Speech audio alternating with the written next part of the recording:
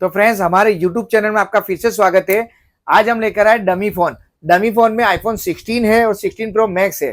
तो प्राइस और ऑफर की बात मैं लास्ट में बताऊंगा। सबसे पहले इसमें कौन से कलर है वो मैं आपको दिखा देता हूँ। 16 में ब्लू कलर, उसके बाद पिंक कलर, फिर ब्लैक, फिर टील ग्रीन और ये सिल्वर। और उसके बाद जो 16 प्रो मैक्स का डेजर्ट टाइटेनियम जो हॉट कलर है उसमें 2 पीस है। उसके बाद है ब्लैक कलर 16 प्रो मैक्स में, फिर उसके बाद सिल्वर और ये नेचुरल टाइटेनियम। तो फ्रेंड्स, ऑफर प्राइस के लिए आपको करना ये है कि हमारे चैनल को सब्सक्राइब करना है। और 16 इसकी प्राइस रहने वाली है 1000 रुपए। अगर आपने चैनल को सब्सक्राइब किया है तो आपको पड़ेगा सिर्फ और सिर्फ 800 रुपए में। और प्रो मैक्स है, इसकी प्राइस रहने वाली है 1100 रुपए।